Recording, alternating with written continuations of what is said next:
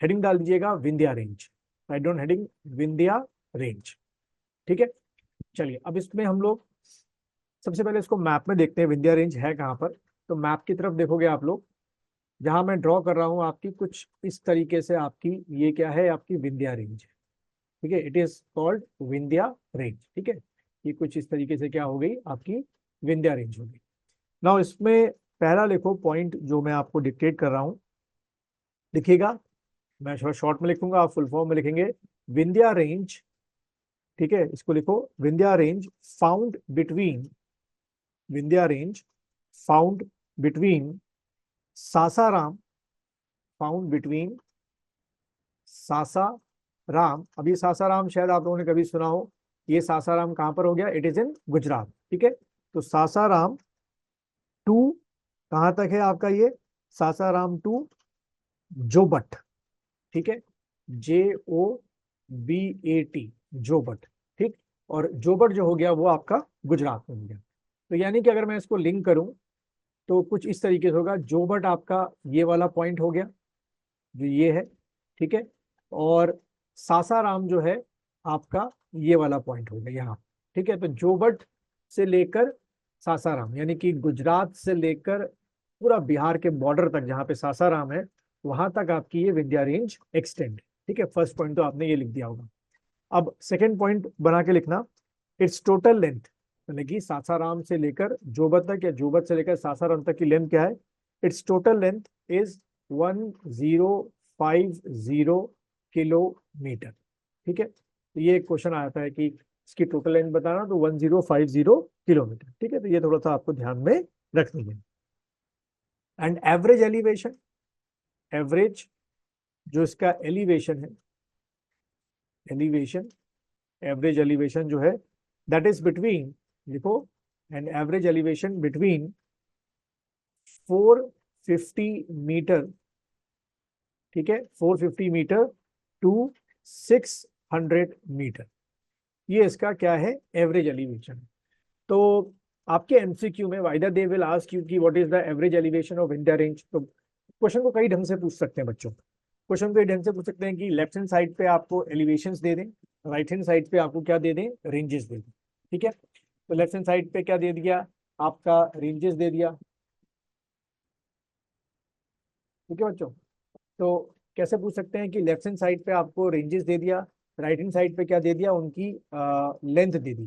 तो जैसे अभी तक हम लोग पढ़ते आ रहे हैं, सतपुड़ा की रेंज पढ़ी है आपने, अरावली की रेंज पढ़ी है आपने, अभी आगे जो जितने भी आपके हैं, वेस्टर्न घाट हो गया, ईस्टर्न घाट हो गया, तो इनकी जो एलिवेशन है फ्रॉम दी सी लेवल, वो भी आपको याद रखते हैं, क्योंकि वो भी कई बार मैथ द फॉलोइंग के लिए पूछ लिए जाते हैं। ठीक है, तो ठीक है बच्चों, आप लोगों ने ये तीनों पॉइंट लिख लिए होंगे, आगे बढ़ते हैं हम लोग इसमें।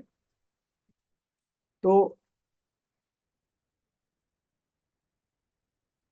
नेक्स्ट पॉइंट आप लिखेंगे, एवरेज में निकाल दिए। नेक्स्ट पॉइंट लिखिए, Vindhya range make the northern boundary of Deccan प्लेटू। ठीक है, तो लिखो Vindhya range make the northern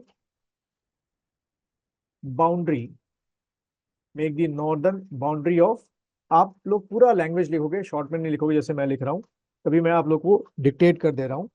तो Vindhya range makes the northern boundary, makes the northern boundary of Deccan.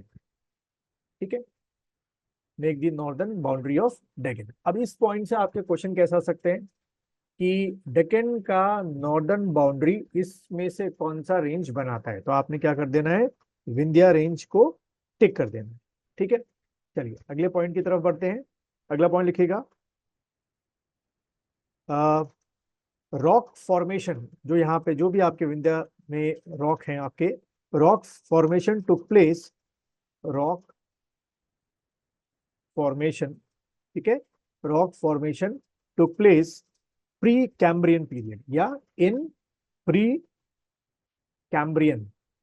ठीक है, प्री कैम्ब्रियन पीरियड, उस समय के यहाँ पे क्या है, रॉक फॉर्मेशन जो है वो आपके टुक प्लेस हुए। देन ये बड़ा इंटरेस्टिंग पॉइंट है, एग्जाम में के लिए बड़ा इंपॉर्टेंट, लिखो the Maikal range, Maikal range, लिखते जाओ, लिख लिख के ज्यादा अच्छा याद होता है। The Maikal range is a connecting link, कैसा लिंक है? Is a connecting link between connecting link between Vindhya and Satpura. ये बड़ा इंपॉर्टेंट पॉइंट हो गया, connecting link between Vindhya and Satpura. ठीक है, अभी हम लोग सतपुड़ा भी पढ़ेंगे तो, लेकिन मैं यहाँ पहले ड्रॉ कर देता हूँ। सतपुड़ा जो है ठीक आपके विंध्या के साउथ में, यानी कुछ इस तरीके से ये आपका सतपुड़ा है। आपका ये क्या हो गया? आपका सतपुड़ा हो गया, सतपुड़ा। ठीक है, तो मैकाल रेंज जो है वो इन दोनों के बीच का एक कनेक्टिंग लिंक बनाता है। ठीक है, बस यहां से एक आपका एक हमारा एक अच्छा खासा क्या तैयार हो गया, एमसीक्यू क्वेश्चन तैयार हो गया कि विंध्या और सतपुड़ा के बीच का जो कनेक्टिंग लिंक है इन चारों में से क्या है। ठीक है, ये आपको मैकाल रेंज को ध्यान में रखना है।